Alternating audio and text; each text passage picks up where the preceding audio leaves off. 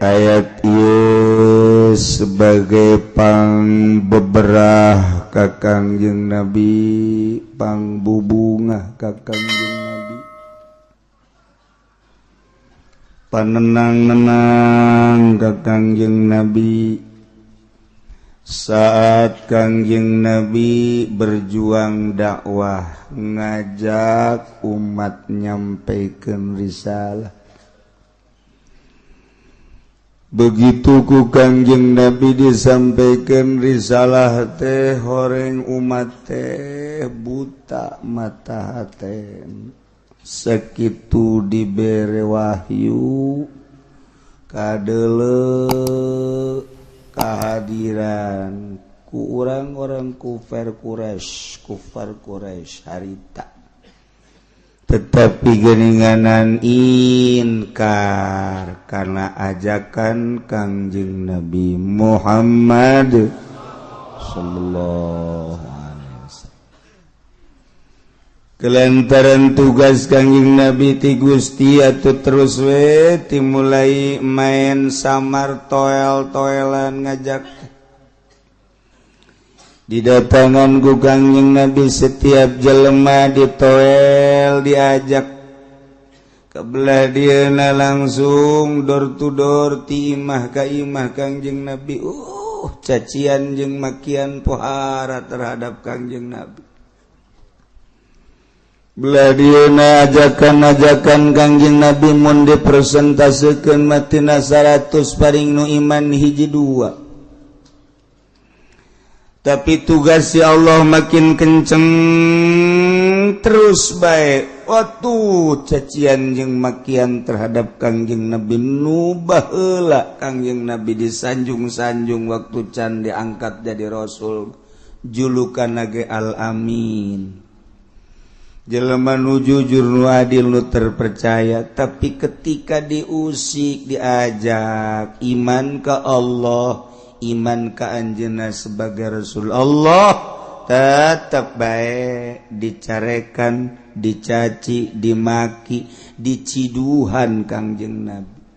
Kabelah dieuna Kangjeng Nabi teh rek diharu biru dibunuh Kangjeng Nabi teh rek dibunuh.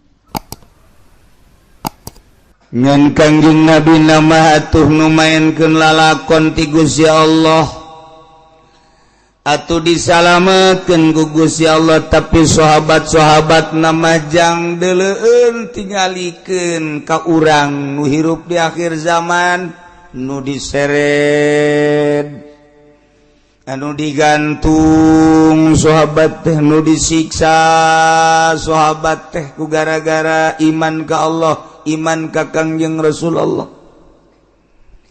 anu disetrap di jero imah ku dulurna, ku indung, ku keluargana, macem-macem caritaanana teh, anu melarikan diri tiriungan keluarga, sehingga loba kesulitan para sahabat nu iman ka Allah, iman ka Kangjeng Rasulullah, timbullah ngayakeun aksi hijrah pertama ka Habsyah.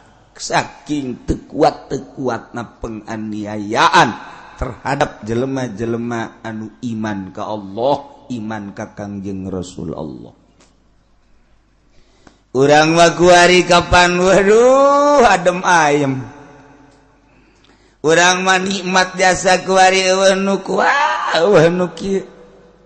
Tentrem urang mah hirup teh di negara Indonesia mah menurut berita pang aman-amanna jeung pang tentrem-tentremna jeung pang nikmat-nikmatna, sehingga loba julukan Indonesia adalah surga. Yehe, Indonesia mah surga atuh. Masya Allah, hujan lain bae tangkal nu dipelak jukut, nu teu dipelak jaradi.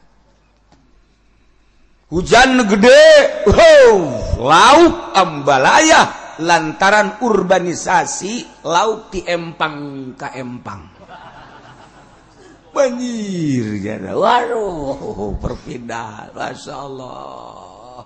Mantak di Cilongok mah santri ngarep-ngarep hujan gede bae. Lumayan jagnyana jumbo ambalaya. Teu kudu meuli lauk.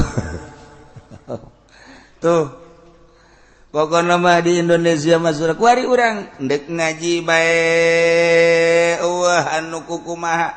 Ndek salat bae di mushola di masjid eueuh anu macem-macem. Ndek zikir bae urang eueuh macem-macem. Ieu di Indonesia. Sabalikna ndek main kartu bae de eueuh anu kieu kitu. Main gapleh bae ti subuh datang ka subuh de eueuh nu ku anu kieu. Aman di urang mah kebablasan aman. Datang ke pemerintah korupsi sugana anu negor-negor eueuh biasa berjamaah korupsi. Aman di urang. Masyaallah Indonesia. Teu pernah aya kadenge penyiksaan di urang mah. Aya ge aya Kristen asup Islam disiksa ku keluargana, lumpat aman. Aya ge kafir di tengah-tengah Buddha asup Islam, aya sebagian anu disiksa, lumpat aman. Malah kabelah dieuna mah arara aman, agama teh komo di Jawa. Di Salatiga mah saimah teh Bapak Kristen, indung Buddha, anak Konghucu, incu mah kitu Hindu, saimah macem-macem. Nu hiji Islam, masalah. Nu hiji salat Allahu Akbar, nu hiji ho ho ho ho ho. Geus bae masalah. Nu hiji hailullah hailullah hailullah atuh geus bae, biasa bae. Masalah. Jadi di jero imah loba mushola. Nggon masing-masing. Iya orang lah bercerita Kangjeng Nabi baheula. Masya Allah. Terus penganiayaan terhadap Kangjeng Nabi, terutama ke para sahabat-sahabat luar biasa. Geus puguh ka carita nu diseret langsung ku jelema nu diseret make kuda anu ditindihan ku batu sakitu panasna luar biasa. Urang carita Ki Bilal bage dibalangkeun diseret ditindihan dan sakadar babacaanana hu Allah hu Allah hu Allah. Yu Umar disiksa kitu keneh. Berbagai sahabat-sahabat ngayakeun hijrah pertama saking teu kuat di Mekah ka Ethiopia. Kacaritakeun Kangjeng Nabi ge dititah hijrah Gusti Allah ka Madinah. Hijrah Kangjeng Nabi sakumaha dicaritakeun ku urang unggal muludan teh berangkat jeung Sina Abu Bakar Siddiq. Kitu ge eta teh kapan susumputa. Kudu nyumput heula di luhur gunung. Turun berangkat geus pitarungguan lah ku urang Madinah. Sahabat nyarusul ke Madinah, susulundupan nyelendep nyalametkeun agama. Imah ditinggalkeun, onta ditinggalkeun, embe ditinggalkeun, harta ditinggalkeun, nyalametkeun agama. Jauh lalakon Mekah Madinah teh 900 km zaman baheula ditempuh kudu make onta sabara poe. Sakabawana ku onta eta ge julundup berangkat peuting mun sakira-kira kanyahoan ku bangsa kafir ditebas dibunuh lain saeutik nu dibunuh di tengah jalan. Dibayang-bayang ku urang nu pamajikanana teu iman ditinggalkeun, cinta tinggal cinta, deudeuh tinggal deudeuh ka pamajikan lantaran berbeda agama ditinggalkeun. Mulia amat sahabat ninggalkeun nu dipake ka cinta, tetapi cintana leuwih tibatan cinta ka eta ka Allah. Tinggalkeun anak. Bayangkeun ku urang anak anu gede, anak nu sasapihan, anak nu orok, anu meujeuhna butuh perlindungan bapakna. Ketika teu iman indungna perebut anak ditinggalkeun keun bae aing mah. Anak sabodo padahal masa anu teu deudeuh jeung nya asih ka anak lantaran keur meujina jadi kembang mata keur leng-leng nu disusuan lantaran indungna mempertahankan anak berangkat bae anak ditinggalkeun harta ditek nyalametkeun agama urang mah di imah ka majelis nyalametkeun agama beuh ku ngawuduk heula samsu heula kopi heula beuh datang ka majelis nage atuh ngopi deui ya Allah ya Rabbi horeng di jero nama lain nyalametkeun agama di imah dicarekan ku pamajikanana aing bunga denge kokoprak lah cak lain deres gede lompat ke pengajian mah ieu nyalametkeun agama pohara Masya Allah jadi eta tanah tinggalkeun imah tinggalkeun pamajikan anak tinggalkeun lamun pamajikan anu iman salaki teu salaki tinggalkeun wabeh ditinggalkeun sakabawana ku onta sapira onta tuh perbekalan teh berangkat ka Madinah Masya Allah nu mantak disambut ku urang Madinah Ansor nyambut Muhajirin disambut dengan baik dua tangan terbuka ku sahabat Ansor di Madinah keistimewaan sahabat Ansor Masya Allah Karim ditanya boga pamajikan tante ente mau pamajikan tante ente nu boga dua pamajikan dimikeun hiji paneta hebat jasa sahabat Ansor mah tina sawarena cinta ka Allah tina sawarena tetenger jelema nu bakal asup ka sorga ubbul Ansor lantaran deuleu sahabat Ansor mah tanya mana naon keahlianana ieu waktu di Mekah teh kemana tani tuh sawah kula tuh tanah kula bagi dua jang maneh lain dibagi diinjemkeun dibikeun Ansor maneh naon waktu di Mekah ieu kalau ka bisa teh jeung pagawean kula mah dagang yeuh duit kula tah boga duit sakitu dagang elos ieulah Ansor Masya Allah hirup tentrem damai antara sahabat Muhajirin nu hijrah ti Mekah ka Madinah jeung sahabat Ansor anu pribumi Masya Allah luar biasa mun boga barang kuduaan kutiluan heesa anggal rejeung dan lain-lain sebagainya sehingga hampir seakan-akan ieu Ansor jeung Muhajirin teh deuk didulurkeun ku Kangjeng Nabi seperti nu deuk didulurkeun bakalna asana ngawaris sahabat Muhajirin ka sahabat Ansor mun Ansor maot Muhajirin nyana ngadulur ngawaris hampir seperti itu ku deket-deket jeung ulu alam ieu Kangjeng Nabi berjuang teh lain lalagaan mun urang nyaritakeun kos kitu pohara jasa tetapi horenganan nu buang ka warah leuwih tibatan eta teu iman ka Kangjeng Nabi nu ngudag-udag Kangjeng Nabi pohara jasa wahyu tinggal wahyu mukjizat tinggal mukjizat nu ngaran Abu Jahal mah geus ciciduh bae nu ngaran Abu Lahab mah geus kagenemes bae di mana bae ayana Muhammad dipiteskeun ku aing sampaikeun ka teangan Muhammad saanu bisa ngabunuh Muhammad bawa huluna ka dieu 1000 ontak ku aing sia lain lalakon pan lamun urang neuleuh kos kituna Kangjeng Nabi dakwah teh di henteu-henteu ge manusia nyeri padahal mah hanya tugas kok teu darekeun ariman gitu. Ai sugan urang mah ketika Kangjeng macakeun Al-Qur'an, macakeun mukjizat, jelema muhun kabeh, sumuhun kabeh, iman kabeh, henteu horenganan. Kangjeng Nabi keur waktu Isra Mi'raj turun Isra Mi'raj Kangjeng Nabi kita nyaritakeun beurateun Kangjeng Nabi tapi Kangjeng Nabi nyarita bae terus di hareupeun Abu Jahal. Cak Abu Jahal tas di mana si Ahmad? Tas Isra Mi'raj. Ka mana? Di dieu ke Masjidil Aqsa, di Masjidil Aqsa naik ka langit ka Sidratul Muntaha ka pangijeung Allah. Tira berangkat mah tadi balik tadi memeh subuh. Man. Aisyah naonan mad. Aduh, nu edan ge cager heula mad. Aisyah kudu tambah edan. Ya, wari sia. Sia daek teh ngomong kos kitu. Grokeun ku aing seluruh turunan-turunan wae di Mekah. Siap. Wah, tuh digero-gerokeun ku Abu Jahal.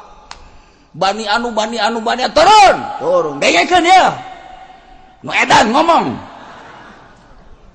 begitu Kangjeng Nabi nyarita coba mah aya naon caritakeun ku Kangjeng Nabi kaula dibawa ku malaikat Jibril di Masjidil Haram ke Masjidil Aqsa di Masjidil Aqsa terus naik ka langit ka kedua terus bare oleh-oleh terus tangga ku harita tiraha eta mah bedakeun jam sakitu balik tapi mau subuh kira-kira sabar jaman mah 2 jaman lah eta pan sahabat kararieu eta mad siat rai ngomongku keterlaluan ting bener ge rasul Allah tuh laki kituan ting mad coba teh sanu teh ngeri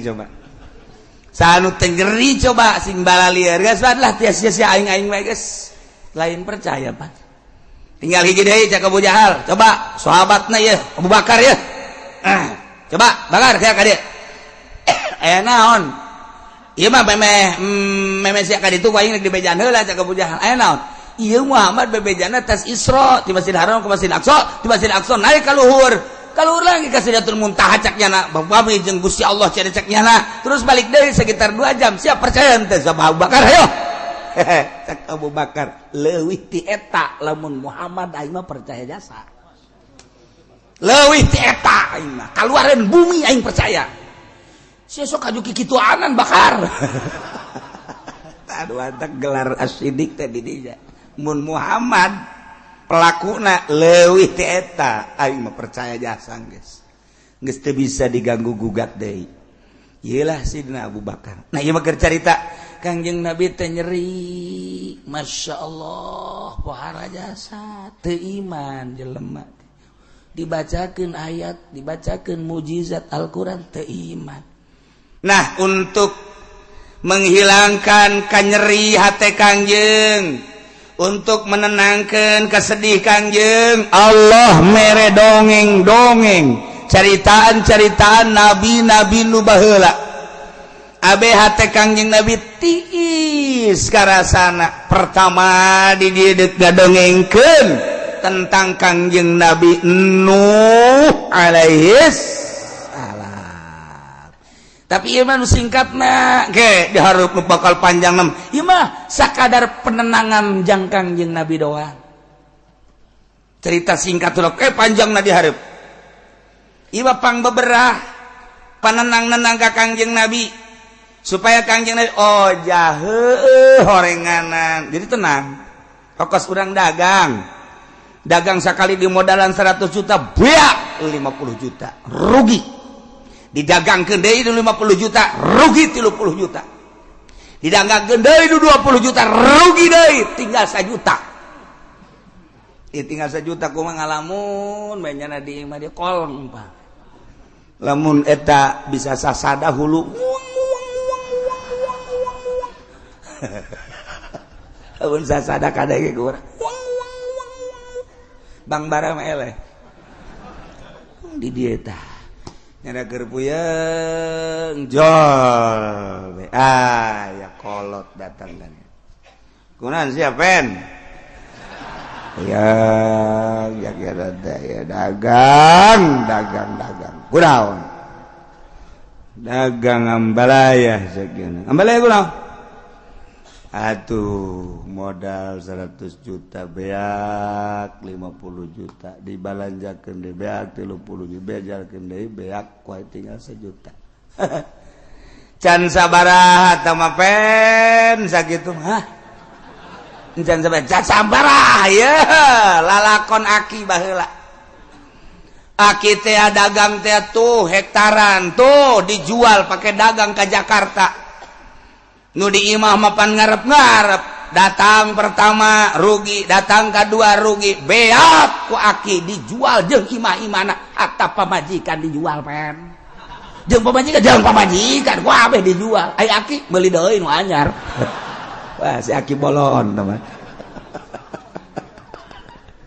pan tenang tah oh jaheuh can sabaraha sama sapira modal doang aki maka abeh jeung imah-imah beak oh jadi lebih parah pan urang oh aing mah masih untung kene tuh untung kene saksi epen teh aing untung kene sakitu untung kene aing bajeun imah-imah beak babeh geus jeung pelataran-pelataran pokona angkat kaki bae tah lamun dibandingkeun jeung eta ngarasa untung kene aing mah jasa juta ya kene imah can dijual ngan moal kebeli ke kajual ieu tah ge.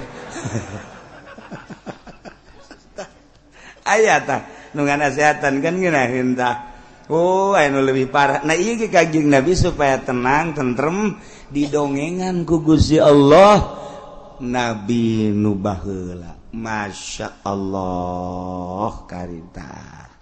Mantap.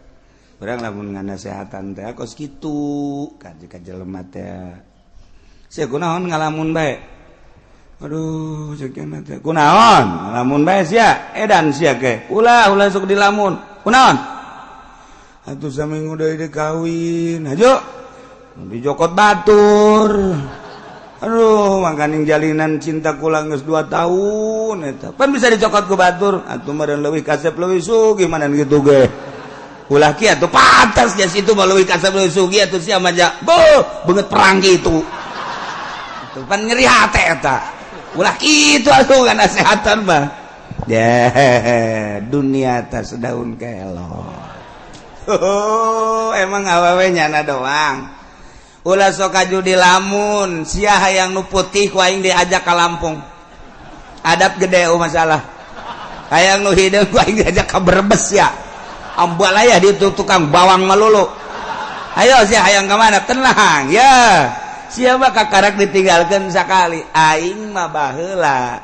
Pertama bobogohan pas dek dikawin batur ka hiji. Aing ge hampir frustasi ngan ditenang-tenang bae. Bobogohan kedua kali begitu dek dikawin deui ku bapana teu meunangeun. Nya nyahoeun aing teu boga pagawean bar harita. Atuh pan nyeri bae katilu kali aing dek kawin. Masya Allah, tipes bae. Tuh, ieu mah nu kuari eta mah aya bae pamajikan aing. Tuh, nu aslina mah pan nu baheula. Siapa can sabaraha? Oh, emang kos gitu sia bakal karak sakali. Tenang, 2 kali deui sia ge.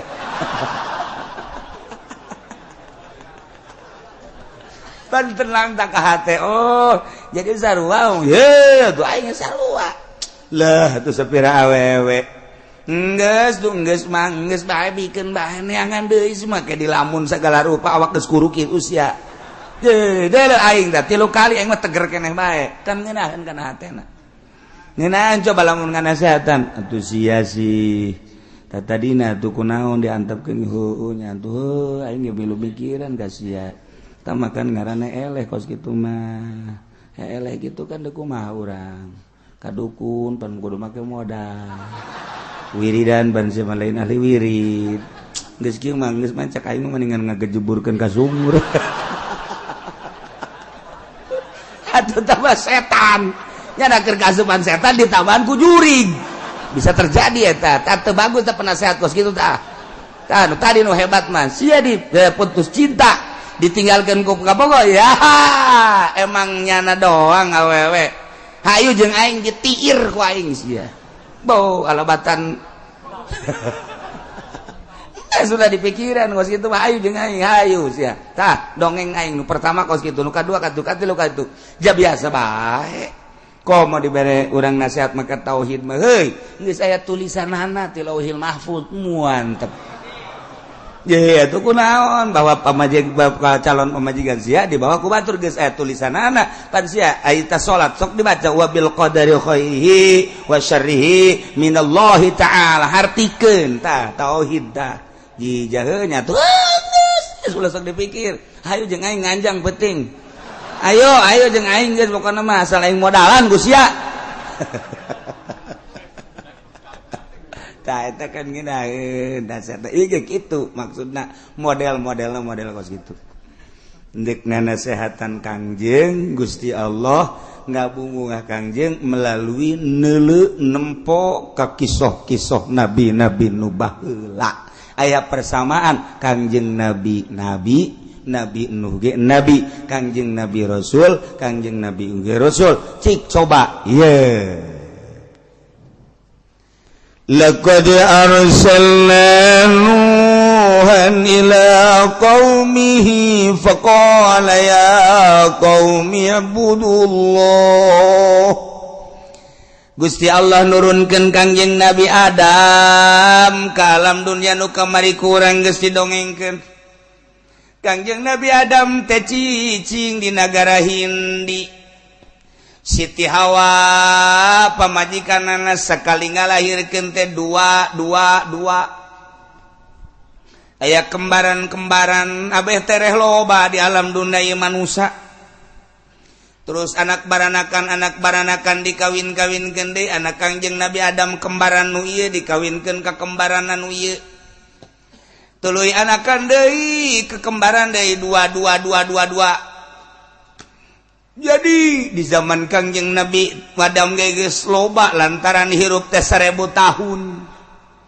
Watuh jelema teh loba di zaman Kangjeng Nabi Adam teh ngan encan saloba kuari. Ngan geus rada lobana mah dua sakali ngalahirkeun. Di antara turunan Kangjeng Nabi Adam teh aya nu ngaran Nabi Uknuh teh nyaeta Kangjeng Nabi Idris alaihi salam. Kulantaran Kangjeng Nabi Idris mah teu lila di dunyana diangkat ku Gusti Allah ka langit ka 4 kuarigi aya di ditu. Anu ngalalakon manehanana hayang kapanggih jeung malaikat maut. Kangjeng Nabi Idris kos kumaha teh malaikat maut aing mah hayang silaturahmi. Bebeja ka Gusti Allah, Gusti coba datangkeun malakal maut ka dieu hayang wau. Teu kira-kira wau teh jeung nu kitu. Lain lalagaan teh jelema moal pohara jasa. Datang, Assalamualaikum, salam, saya abdi malakal maut ya dongeng singkatna ke panjangna di hareup. Malakal maut, alhamdulillah. Aya naon kula diutus ku Gusti tidak datang ka dieu. Hayang nyaho paeh kos kumaha. Nggih. Cek malakal maut sok jadi paulah pake lalagaan maut mah ulah pake lalagaan teh nyeri. Hayang nyaho nyerina. Coba kos kumaha hayang nyaho me, hayang nyaho nyerina me kos kumaha. Ih, ulah sok pake lalagaan teh teu meunang. Bedakeun ka Gusti Allah. Nyobaan gitu aing nu ngaran Idris. Ambo. Kira-kira aja bebeja malakal maut DPDP ka Gusti. Cobakeun ayo. Cobakeun cabut. Teu kebal diasupkeun deui. Hudang. Kumaha itu? Sabulu-bulu nyeri jas. Aduh.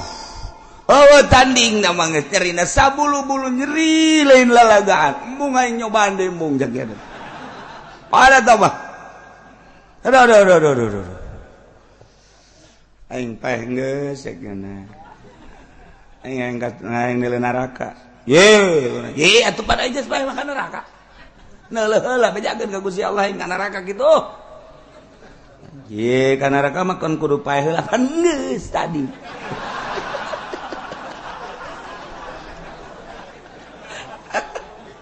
Itu orang kayak hayang seri dongeng kos gitu tah. Bejakeun ka Gusti Allah. Bebeja ka Gusti atuh ai paeh geus sok ka neraka keun atuh neuleuh nya ka neraka. Oh.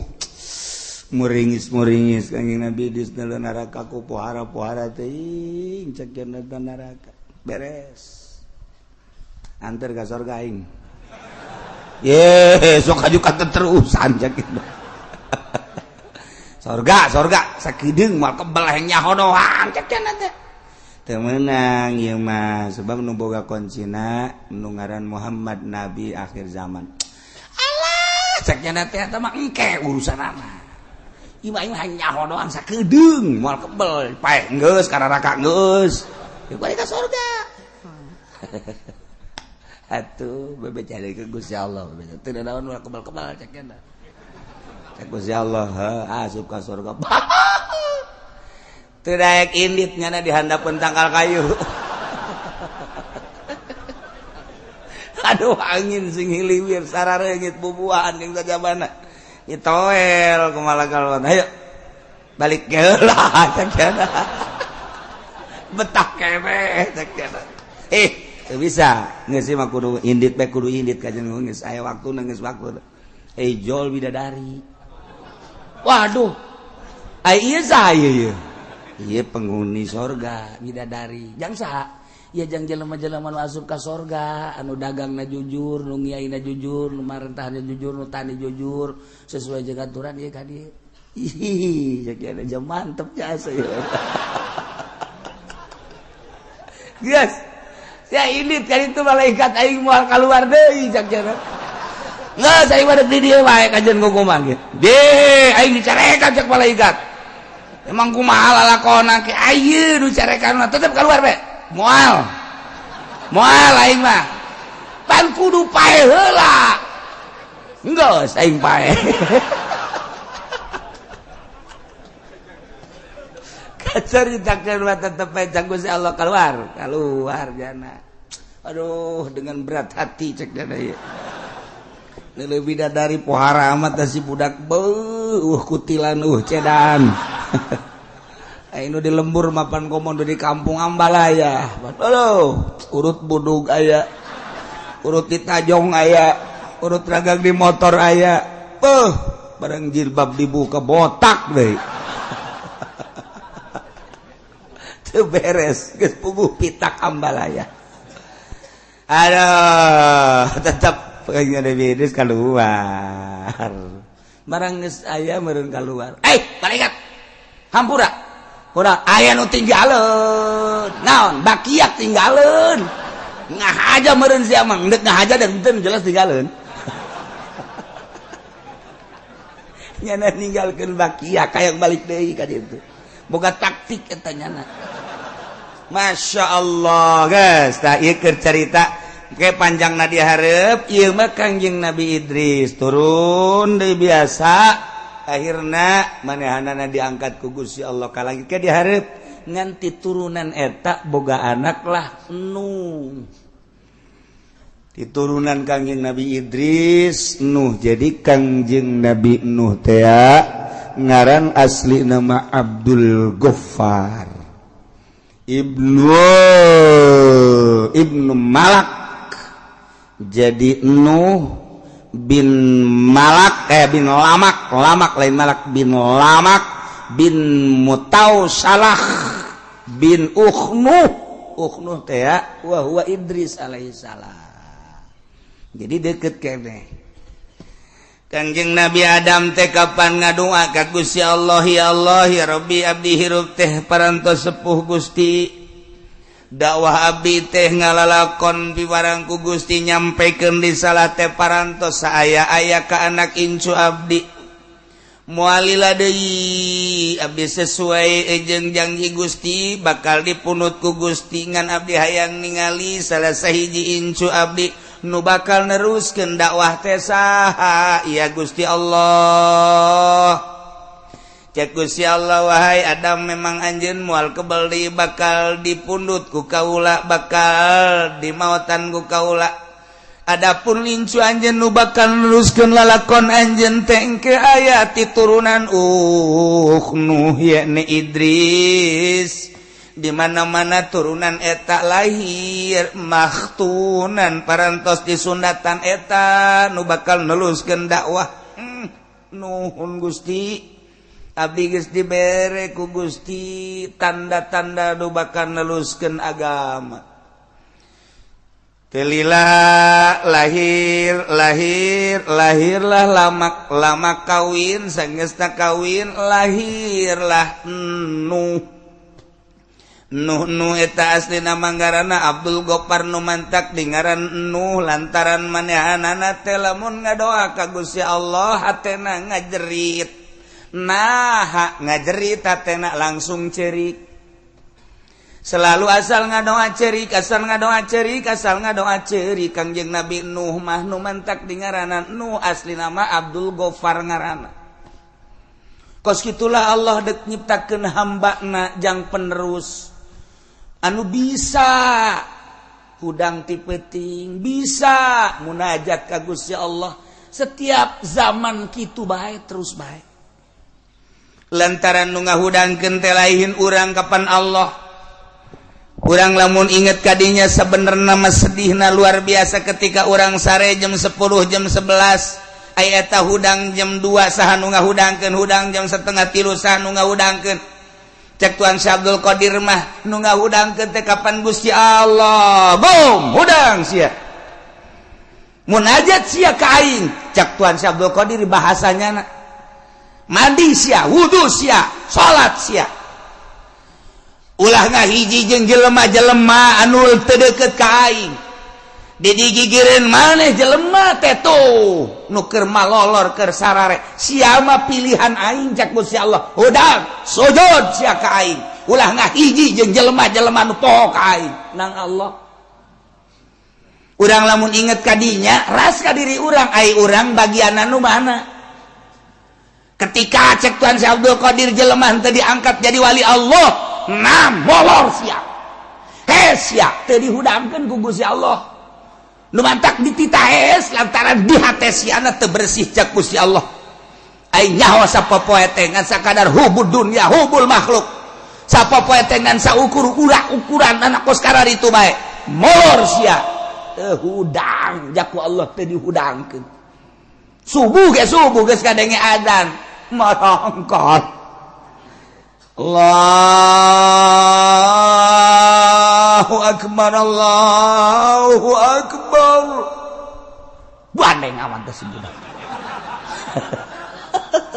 dicocokan jeuli teu boga bagian nam molor cak Allah ya Allah ya Rabbi ketika urang dihudangkeun ku Gusti Allah titih misah jeung jelema nu sarare berarti jelema pilihan lain sabarangan di tengah-tengah kesibukan berangna nu ngajar teh nu dagang teh nu di kantor teh ketika dipilih ku Gusti Allah bisa bae hudang tengah peuting seakan-akan hudang sia mah ulah ngahiji jeung nu hees itu bae jelema-jelema anu jauh jeung aing sia mah pan deukeut cai hudang hayu geura hudang dihudangkeun ku Allah nah Kangjeng Nabi nu asal ngadoa kurucut cai mata asal ngadoa kurucut cai mata urang ge sering ngurudkeun cai mata di mana-mana neuleumio can kabayar kurucut cai mata neulapan asana ditarik ku dealer kurucut cai mata ningali kawewe di Ciduhan urang gawe urang bogoh kurucut cai mata urang mah urusanna kos kitu malulu ketika bisnis pembebasan tanah urang milu jeung calo ai praktek tadina urang aya saeutik mah lah 50 ge lumayan sameter begitu bat dibayar orang tadi bere kurucut jai mata orang mah urusanna kos kitu balulu teu pernah ngadoa Gusti dosa abdi be sakolong langit pinuh ku dosa abdi be mun abdi paeh teu dihampura Gusti meureun dibeuleuh kurucut jai mata urang mah kitu teh sakieu jeung urang ngaji bae teu da ceurik atuh komo si eta istilah pokoknya si eta lah tuh ada kuah ya Allah iya begitu lahir ke alam dunia barosot kacaritakeun aya hiji bayi lahir ke dunia makhtunan parantos disundatan lapor ka Kangjeng Nabi Adam langsung ngadoa cundukana waktu ningang-kana mangsa Gusti abdi teh dijanjikeun ku Gusti di mana geus aya hiji bayi nu dilahirkeun parantos disundatan abdi mualami deui ngalayat Kangjeng Nabi Adam ka Kangjeng Nabi Nuh diais disun ku Kangjeng Nabi Adam arangna disun pipina disun titip umat cek Kangjeng Nabi Adam lanjutkeun perjuangan aki kade ulah gimbir ku kafir ulah gimbir ku maksiat ulah sieun tabahkeun hate manehna lanjutkeun perjuangan agama Allah nu saat ieu bakal aya di leungeun maneh dibikeun ka bapan kageteun bapana kok ngomong gitu sih teu nyawa lalakon panjana mana ge kagot teu nyawa lalakon nu nyawa lalakon Kangjeng Nabi Adam urus nya de geus Kangjeng Nabi Adam balik teu lila Kangjeng Nabi Adam munajat naon Kangjeng Nabi Nuh terus gede Kangjeng Nabi Nuh mah dibere laduni ku Gusti Allah bisa nyieun peso seukeut kemudian pake ngaraut bisa anjas tidinya boga golok golok pakai nuar tangkal dibelah ku Kangjeng Nabi Nuh leutik kenehna diserut ku Kangjeng Nabi Nuh teh dibagus-bagus dihijikeun rapet Kangjeng Nabi Nuh terus boga kampak tangkal nu gede ge keur leutik keneh ge bisa rubuh ku Kangjeng Nabi Nuh. Masya Allah ditonton ku jelema loba ieu budak leutik keneh geus boga keahlian eta lamun ngarautna rapi jasa eta lamun nyerut rapi jasa. Jadi kesimpulanna Kangjeng Nabi Nuh dibere ku Gusti Allah kaleuwihan ieu urusan perkayuan. Bisa aja ka Kangjeng Nabi Nuh mah. Lamun dicekal kieu ye. Geus ditanang. Wah, ieu bakal jadi tihang. Ditanang. Oh, ieu mah bakal jadi kitu naon ngaranna papan. Ditanang kos kuari tukang batu. Ditanang. Oh, ieu kutilna dipikeun bisa ieu. Sagala kutil. Batu gaya kutilan. Ieu kurapna dipikeun sakena ieu bisa. Ngoeng. Bener jadi bagus. Eta kuari tukang batu eta. Wow, kuari teh batu geus puguh nu di Sulawesi, di Kalimantan, di Garut, di bagus. Batu bangkong we kunyana di kitu-kitu. Geus teu meunang lagi batu kuari main sewot-sewot bae geus pokona. Kebal-kebal mah jempol pamajikan kunyana set. Masyaallah.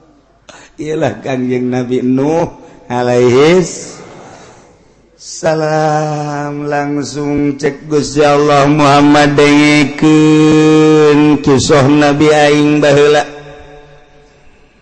Demi Allah laqad yakti nyata jelas arsalna kaulan wagung utus Nuhan hiji hamba nu ngaran Nuh diangkat ku kaula jadi nabi jadi rasul ila qaumi ka kaumna. Kangjeng Nabi Nuh teh ngajakan kaumna dengan bahasa ya qaumi kaum kaula ubudullah kade ulah salah mangeranan pangeran ku anjeun Allah ibadahan Allah sembah ku anjeun kabeh Allah malakum min ilahin ghairu aya deui keur anjeun pangeran salian Allah lantaran nu ngayakeun langit bumi Gusti Allah katut eusina nu ngurus urang ge Gusti Allah nu ngahirupkeun Allah nu ngamaoteun Allah anu ngalempangkeun Allah nu ngadiukeun Allah ngarobahkeun jeung ngicingkeun Allah anu ngukur segala rupa urang teh Allah nu nyugihkeun nu nyusahkeun Allah anu bakal ngamaotan ge Allah bahagia jeung cilaka ge Allah nu mantap kade wahai kaum kaula kade ulah salah milih pangeran ulah batu dijadikeun pangeran ulah kayu dijadikeun pangeran ulah makhluk Allah dijadikeun pangeran eta mah makhluk nu pangeran mah nu ngadamel makhluk anu namina asmana Allah subhanahu wa ta'ala. Kitulah Kangjeng Nabi Nuh. Inni akhafu alaikum azab yaumin azim kaula boga kasieun karempan terhadap paranjeun kabain abadtum garoh lamun anjeun teu ngaibadahan Allah rempan jang aranjeun kabeh azab yaumin azim siksa anu luhur anu agung nu pohara jaga di poe kiamat ketika anjeun ke pararaeh ke digiring ka masar ketika anjeun kuarina teu ngaibadahan ka pangeran Allah maneh teh bakal disiksa anu siksa nu pohara yakni neraka memeng ke di dunia ge bakal kena siksa. Kangjeng Nabi Nuh teh geus dibere warning ku Gusti Allah ajakan mangeranan ka aing hei Nuh lamun teu daekeun awas lain bae di akhirat nu bakal disiksa ta mah geus nyata-nyata nu abadal abidin nu amadal amidin ieu mah di dunia ge engke bakal kena siksa asal teu nurut ka aing teu nyembah ka aing bakal nurunkeun siksa ke aing mere kabar ka sia no siksa-siksa nu bakal diturunkeun ka umat maneh ketika umat maneh teu nurut ka aing. Mangga Gusti abdi deuk sekuat tenaga terus-terusan ngajak da'autu rabbi lailan wa naharon cek Kangjeng Nabi Nuh abdi teh terus-terusan Gusti dakwah ngajakan umat peuting berang peting geus berangkat kadang-kadang memeh magrib karangkas Bitung tirangkas Bitung langsung ke Pandeglang alhamdulillah 2 panggung mundel hasilna tama dakwah boloon jauh dakwah teh ka Cianjur ka Sukabumi horeng bebenangan mah maningan kene di Tangerang tolol maknya dakwah sih karena bebenangan. Nah iya dakwah nu bahaya nu kos kadar itu mantap dakwah di Bandung ke Tangerang di Tangerang ke Bandung di Surabaya ke Jakarta di Jakarta ke Surabaya hasilnya nihil lantaran lain dakwah nu kos kitu mah usaha melalui dakwah hancur mina.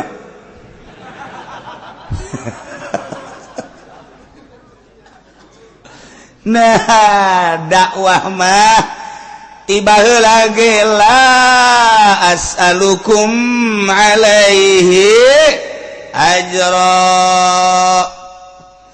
tementa buruhan materi tementa buruhan pamagung pangagung pangalem hiji be ngajak umat supaya nyahueun ka pangeran dituntun umat teh nu keur aya di leungeun setan supaya murag di leungeun setanna nu keur aya di leungeun jurig supaya leupas di leungeun jurigna ieu teh deuk diajak ka Gusti Allah lantaran nu ngajakna geus jauheun ka Gusti Allah cacak-cacak diajak ku nu geus jauheun ka Gusti Allah ge jelema mengkol bae atuh komo lamun nu ngajakna encan jauheun ka Gusti Allah nyahueunana kana RP 000000 atuh mal beres umat kajen tetep bae nyana-nyana umat-umat Gila Kanjeng Nabi nu da'autu lailan wa naharan Gusti abdi teh ngajakan umat dakwah beurang jeung peuting tanpa pamrih terus bae cek Kanjeng Nabi Nuh ya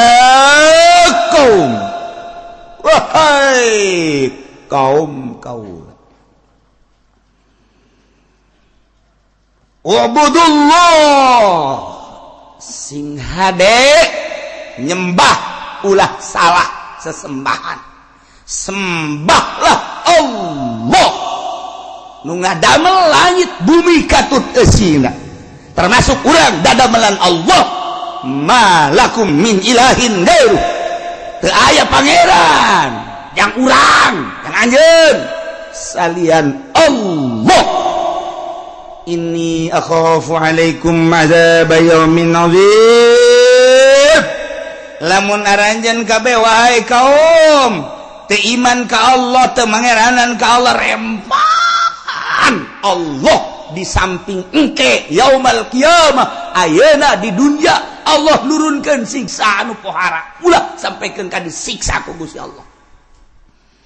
Terus bae Kanjeng Nabi Nuh teh terus bae dakwah teh masyaallah berang peuting teu pamrih terus bae Kanjeng Nabi kumaha eta kaum ngomongna qalal mala'u min qaumihi inna lanaraka fi dhalalin mubin cek kaum-kaumna penggede-penggedena cek kaum-kaum elit-elitna cek pemimpin-pemimpin kaum na ngomong ka Kanjeng Nabi Nuh heuy Nuh kacape-cape maneh teh dakwah kadeleuna teh menyingsingkan tangan luar biasa maneh beurang jeung peuting ngajakan umat jakami mah innal naraka sanyana kaula kami neuleuh anjeun teh yakin ka anjeun teh fi dhalalim mubin sasar anu nyata anjeun mah jelema sasar kunaon ngajakan pangeran teu kadeuleu anjeun mah no jelema edan lantaran mangeranan kanu pangeran teu kadeuleu buktikeun coba pangeran teh mana jeung pangeran kanu mah tuh hayang nu leutik itu nu di juru hayang nu gede itu nu tengah hayang gede jasa itu patung-patung nu dijieun tina kayu jati nu dijieun tina kayu waru haya anu dijieun tina kayu kitu naon ngaranna berbagai kayu-kayu anu seungit nu aya numpuk patung-patung teh ambualayah loba nu dina batu dan lain sebagainya tuh itu pangeran urang deuk lelempangan hayang mau pangeran nu leutik bisa diasupkeun ka kantong cak Kanjeng Nabi nu ku bloon-bloon teh pangeran mah aya ngatur lain pangeran diasupkeun ka kantong jadi lamun diasupkeun ka kantong kumaha dibawa penyelamat kan nyana mun siang ngising atuh milu ngising tadi pangeran ku daek dibawa ngising Kanjeng Nabi Nuh dilalaga ngalalaga kaumna tetap eureun dakwah innal naraka fi dhalalim mubin kaula neuleuh maneh capek aing mah sasar sia ulah gas ulah dakwah sia ayo bandingan bareng jeung kami kabehan ibadah mah tuh ka pangeran itu jelas nu real bae sih nu jelas ulah sok nu teu kadeuleu ieu mengajakan ibadah ka pangeran nu teu kadeuleu naonan Anjing Nabi geus rada kanasehatan jijah heueuh nya horenganan baheula ge kos kitu geus aya persamaan aing diciduhan aing dicarekan aing dicaci aing dimaki aing dibunuh horenganan baheula ge kos kitu seuri Kanjeng Nabi hehe ya heueuh senyum Kanjeng Nabi masyaallah tuh kan cek Kanjeng Nabi Nuh ya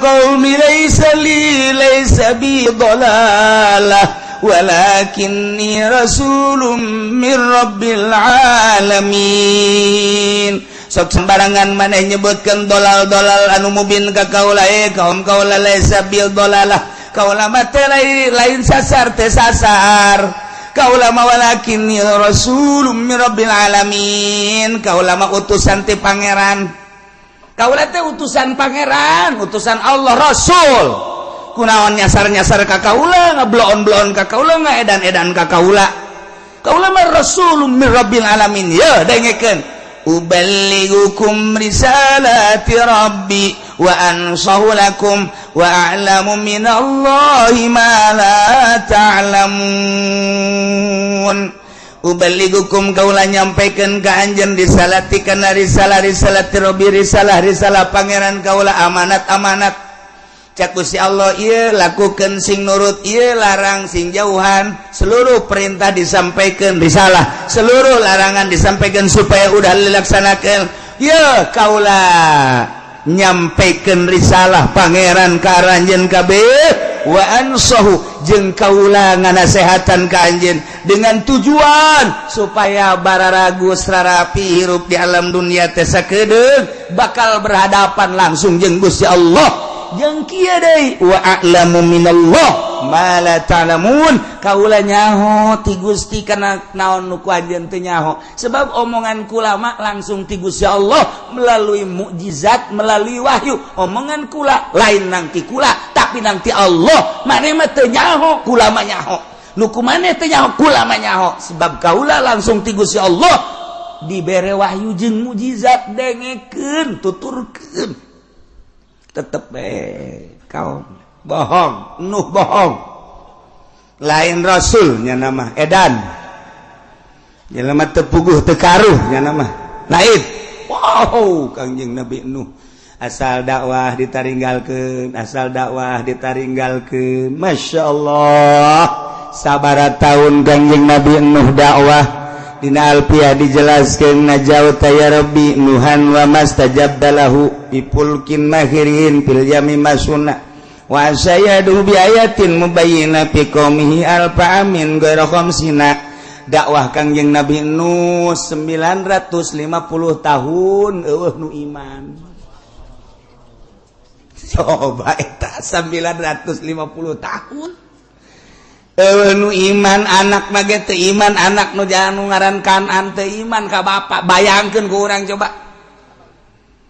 lain dakwah bubulanan lain dakwah tatahunan 950 tahun ngaprak Kanjeng Nabi Nuh di India langsung Kanjeng Nabi Nuh ke Pakistan di Pakistan ngaprak Kanjeng Nabi Nuh terus ka dieu ka Mesir ke Mesir terus ke Yordan terus ke Irak terus ke Iran Kanjeng Nabi Nuh teh ratusan tahun dakwah sementara manusia kakarak aya di jazirah eta bae India Mesir Pakistan Yordan negara-negara tertua Amerika can aya ditama Inggris can aya Jerman can aya benua Amerika can aya dina aya lagi kakarak kecel can aya penghuni nu aya penghuni pertama mah eta bae Timur Tengah Irak Iran terus ke Maroko kalau begitu terus ke Mekah ke Madinah di mana Kangjeng Nabi Adam waktu dirunkeun di India titah kitu neangan Siti Hawa kapanggihna di Arafah, kemudian tidinya langsung ke Mekah Baitullah kayak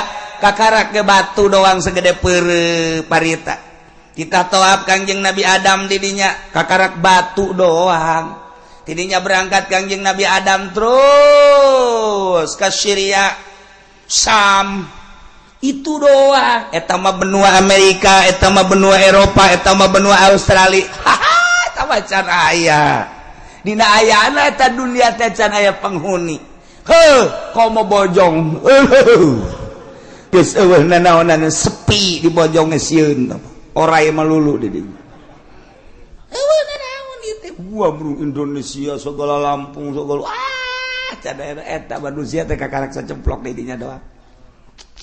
Ya Allah, lamun urang ningali di Yordania aya Petra ke bakal diceritakeun di ayat anu sejen. Urang neuleuh peninggalan zaman Kangjeng Nabi Shalih alaihi salam.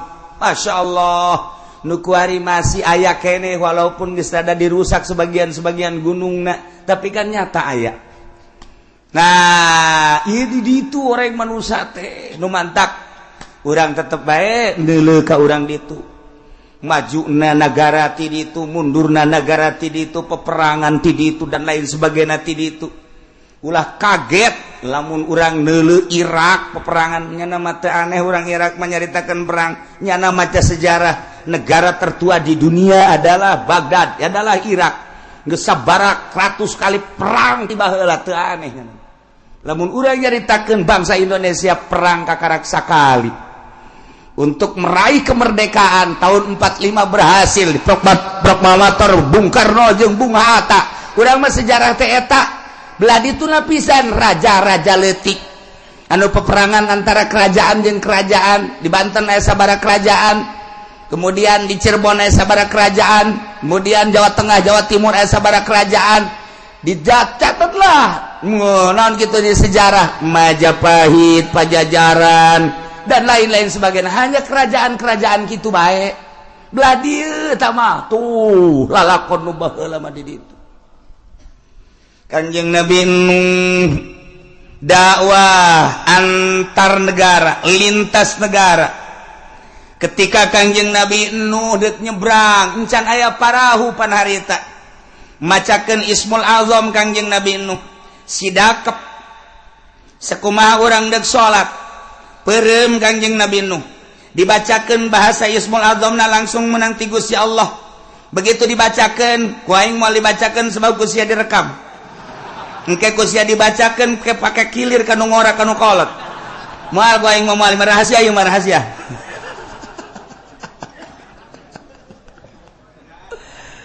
Ini jadi dibacakeun ku Kanjeng Nabi Nuh set sakali. Bisa hiber napak sancang di luhureun laut.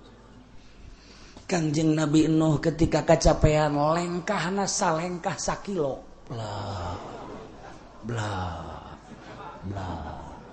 Bu urang mun kos kitu tereh datang jasa eta. Asana ka Banten ge antu moal kebal eta mah. Blah. Blah. Tukang sawo di lengkahan bae.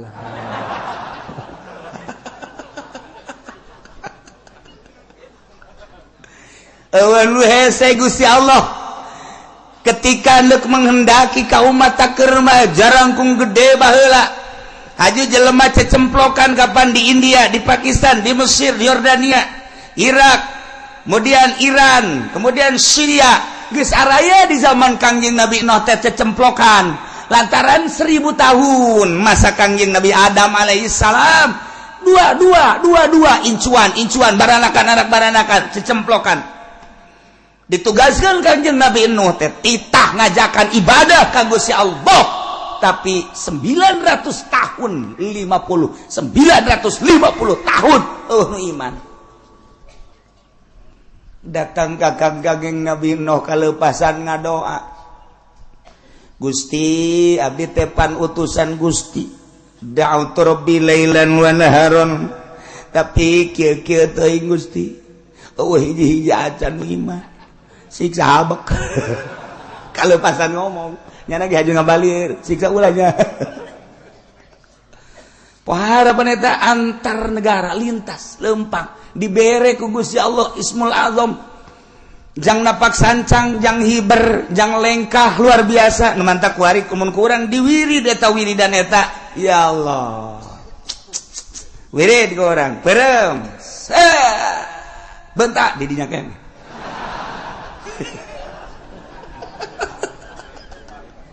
atuh urang wah wiridan ngadahar samangka saulu sorangan wiridan ngadahar rambutan lamun teu tilu tilu kata manya bisa hiber kos kitu tapi urusan dahar makan berbeda jeung ruh urang lamun caritakeun wali abdal teh yartahiluna limakanin ila makanin akhar wa yakhtalifuna fi surati wali abdal setiap saat jumlahna aya 70 ketika di Banten wali abdal nyokot di Jawa Tengah jang nyicingan Banten ketika di Jawa Tengah ngan hiji-hijina deui nyokot di Malaysia ketika di Malaysia nyokot lah di luar negeri setiap saat kudu aya bae lamun walian siksa Allah turun emang kumaha gitu. Nah, eta wali kapan? Nyana wali abdal cicing di dia kadang-kadang di dinya teh maot nyana dikubur ku naon cal deui di ditu nyana keneh.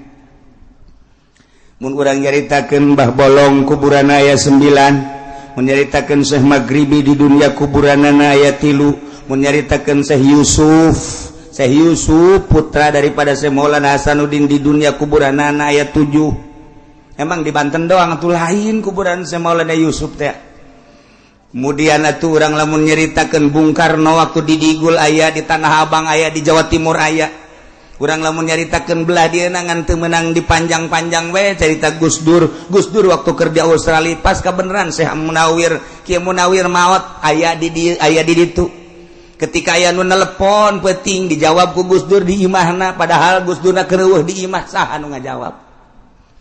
Ieu urang keur carita keanehan-keanehan. Geus urang ulah leuwih teuing nyaritakeun ieu mah tah wali bae bisa ruh hiji bisa mencala putra mencala putri. Tuan Syekh Abdul Qadir bisa jadi 40. Abu Hasan As-Sazili bisa jadi dia kisahna 12 truk. Emang kumaha gitu.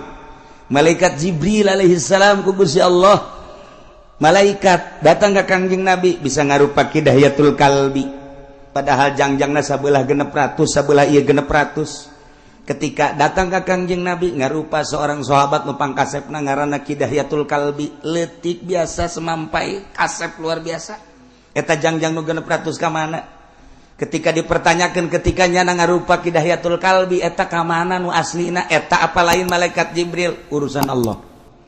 Ruh hiji malaikat Jibril bisa 2, bisa 3, bisa 4. Maha kawasa Allah. Nu mantak ge Allah babarieun ketika endek nyieun wali Allah. Urang lamun nyaritakeun Gus Dur beuki dahar, Gus Dur beuki huro-guro, Gus Dur beuki tapi ku Allah diangkat.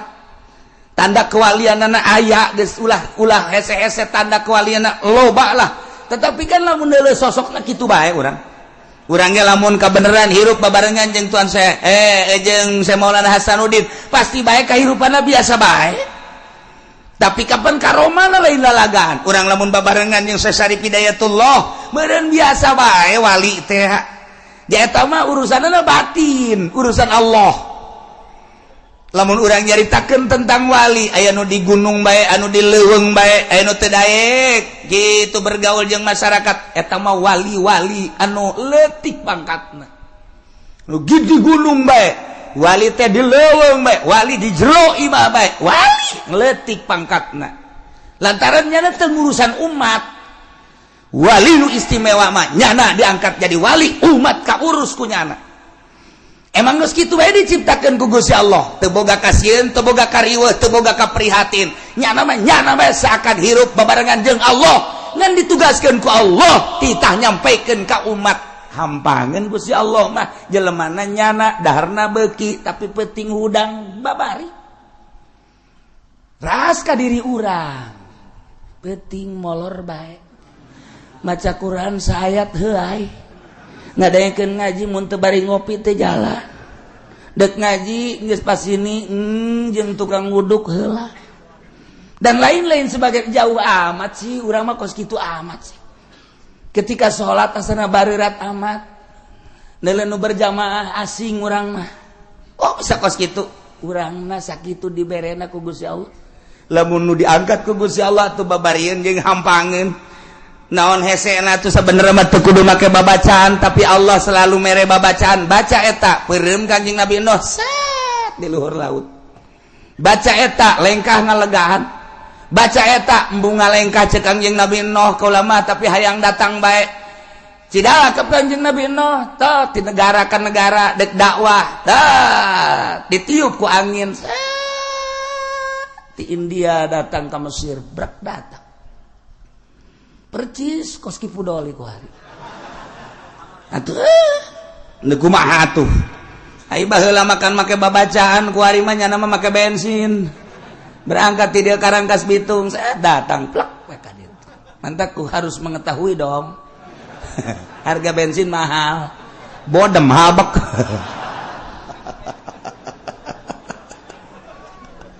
aduh jauh jasa. Ya Allah ya Rabbi lah lalakon Kangjeng Nabi Nuh teu aneh Allah dek nyiptakeun makhlukna dijadikeun rasul diangkat jadi rasul nyampaikeun ai leuweuhan luar biasa Kangjeng Nabi Nuh kadaekna jeung pohara jasa Kangjeng Nabi Nuh dakwah tanpa pangri da'watu lailan wa naharon tetapi geuninganan eueuh anu iman ka anjeunna jeung ka Gusti Allah ngalengis Kangjeng Nabi Nuh kurang kumaha Gusti tugas maneh mah lain kitu cek Gusti Allah dakwah deken jeung teu deken urusan aing urusan umat siapa dakwah ulah sok ngalengis teu meunang emang Gusti abdi ngalengis nafsu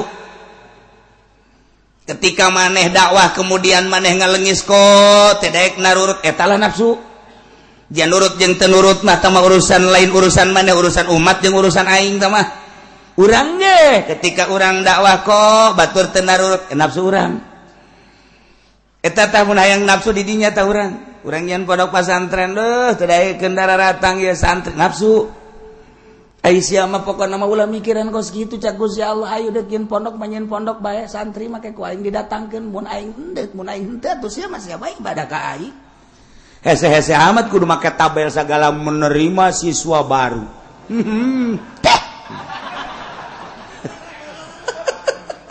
geus lain karena Allah tah kos kitu mah tuh nanahonan ieu mah lamun deuk ikhlas kos kitu mah ngaranna teu ikhlas pek bahaya indek mah ketika urang dakwah haju hayang dituturkeun eta lah nafsu di dinyana kudu diomean ku urang tuh aya perbedaan urang jeung kiai anu ku haju urang na bendu eta lah nafsu ngaranna perbedaan puasa bae ge datang ka kuari teu nanya embung aing mah dinya asal ki uci bae ge naon beda puasa jeung aing kunaon sih ibadah ka Allah nu deuk dari mana Allah kok bendu ka kula ulama teu pernah bendu ka sasaha ge adapun perbedaan itu masing-masing bae ge Allah nu narimana aya nu embungeun datang ka imah kula teu hayang aing mah ka imah ki uci kajian kumaha datang ka paeh aing mah nar karugi-rugi sia goblok ji atuh naon aing mah rugi henteu naon henteu ngan paling aing mah teu dibere jeruk doang ku sia tuh rugi kabehan mah tungtung nama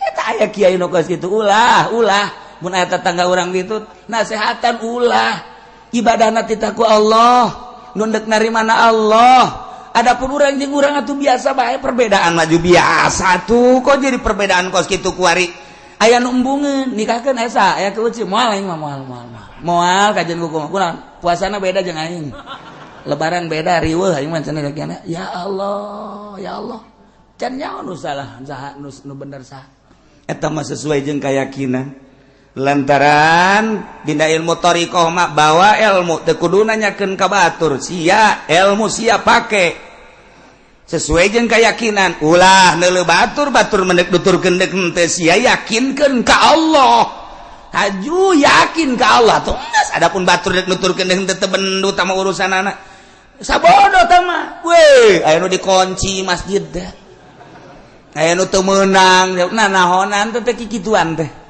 geus bae hayu ulah sok aju bendu eta kadanya ka ceulik kula nikahkeun aya kieu sih main moal teh hayang kapanggih emang kunaon sih kos musuh bae bong beda lebaran jeung aing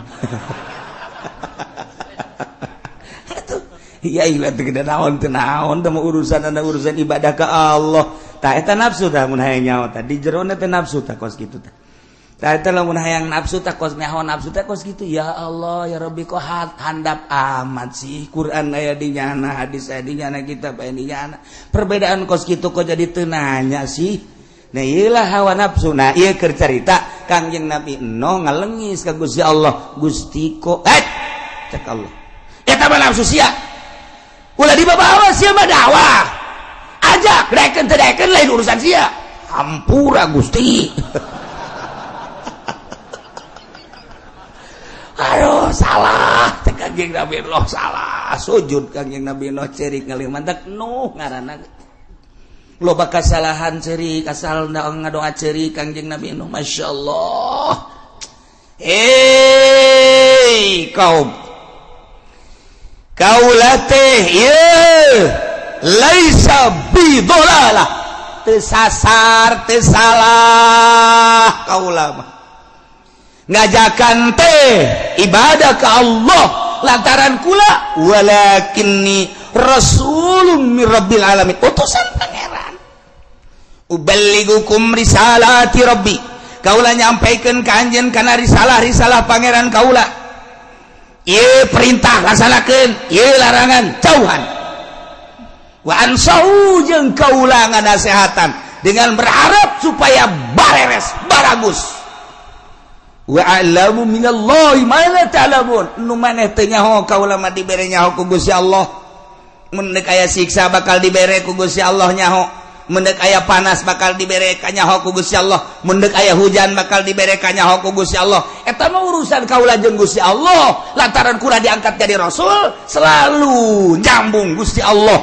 instruksi-instruksina ka kaula wa a'lamu minallahi ma la ta'lamun yuk urang ibadahan Gusti Allah kumaha eta umatna aw ajibtum an jaakum minal mir rabbikum ala rajulin minkum tetep bae umatna ngabaged bae ngabaged teu daekeun iman ka Gusti Allah endahan terus bae ngarautan kayunyeun patung aya patung anu keur diuk aya patung nu keur jongkok aya patung anu keur nangtung malah bobogohan anu ngacer datang ka kuari aya ih macem-macem teh patung teh dibabawa Kangjeng Nabi Nuh keur dakwah teh dulur sadaya kade ulah ibadah kasalian pangeran ibadahan pangeran allazi khalaqas samawati wal patung diacung-acung yeuh pangeran mah yeuh pangeran teu nyeri kumaha coba ya Allah ya Rabbi patung diais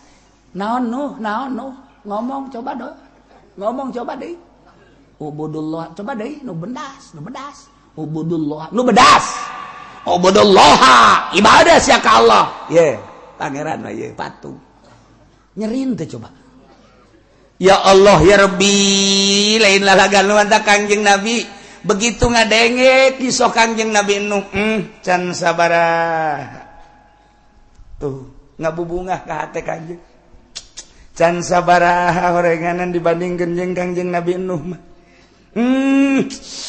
aing mah kakarak dicaci dimaki sapira diciduhan horenganan Kangjeng Nabi Nuh mah ditararongton diedan-edan ieu teh kan bahasa Quran inna lanaraka fi dhalalim mubin cak kaumna kaula mandeleuh maneh no jalain jelema bener aing mandeleuh sia teh dhalalim mubin sasar sia mah sarua jeung gembel tuh dikitu-kitu kan dolali mubin eta pohara jasa cak Kangjeng Nabi barang ngadenge kisah Kangjeng Nabi Nuh can sakumaha percis kos tadi teh percis kunaon sia diputuskeun cinta kakarak sakali aing mah 3 kali diputuskeun cinta bet 3 kali aing mah teu ngagujubarkeun maneh aing mah biasa bae sia kunaon ngalamun dagang rugi sabaraha kali sakali kakarak teh beak modal doang aing mah jeung imah-imah jeung pamajikan ditarik kabeh ku mitoha gara-gara dagang rugi aing mah pamajikan tita balik Jadi aing mah lain modal bae, lain dagang bae, anak pamajikan wabeh disita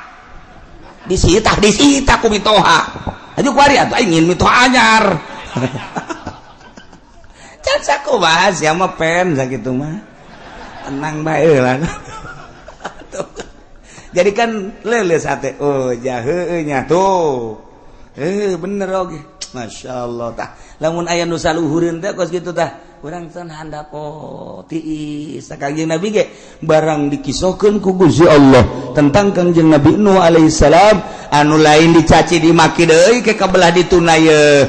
Ieu Kangjeng Nabi Nuh teh dibohongkeun, dijejeleh, diedan-edan, digembel-gembel. Tiis hate Kangjeng. Kabelah dituna kumaha? Bakalna masih keneh terus waktuna saep wallahu a'lam bissawab.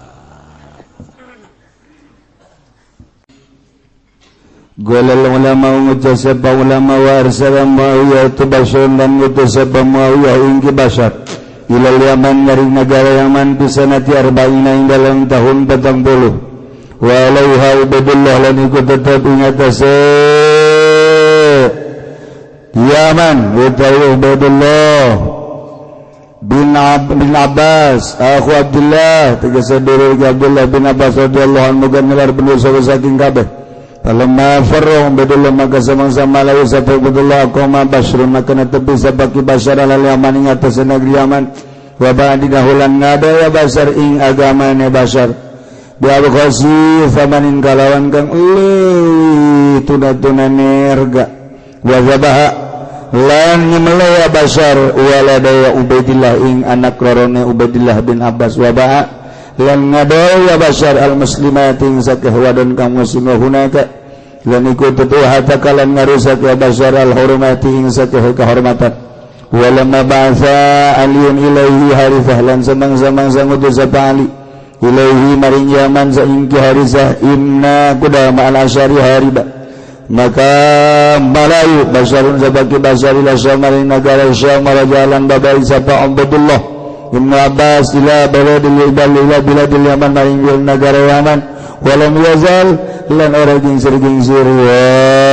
Ubaidullah walian daiku kang ngurus biha kalawan biladil Yaman hadda kutila aliun maraden bunuh sapasin Ali radhiyallahu anhuganilar berdosa saking Ali wala Ahmad ibnu ngucap sebagai Ahmad ibnu Hambal wa garu lan liyane Ahmad bidal aimah saking birang-birang iman walam yakut li Basar.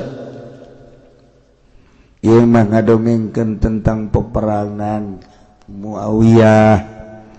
Cek ulama nu tadi ngutuslah Muawiyah ka Basar ka negeri Yaman di tahun 40. Di negeri Yaman nu mimpin negeri Yaman harita Ubaidullah bin Abbas dulur Abdullah bin Abbas itu berarti Allah Kangjeng radhiyallahu anhu falamma par Ubaidullah barang lumpat Ubaidullah jadi Ki Basar diutus ku Ki Muawiyah untuk menduduki Yaman diduduki ku Ubaidullah maka ketika utusan Ubaidullah utusan Muawiyah ngaran Ki Basar masuk negeri Yaman Ubaidullah lari setelah lari maka Ki Basar didinyalah menduduki sebagai gubernur di negeri Yaman buatan Ki Muawiyah manehana ada didinya terus nyeun kagorengan seakan-akan nyana okos gajual agama teu mamrih nyana geus teu make agama Islam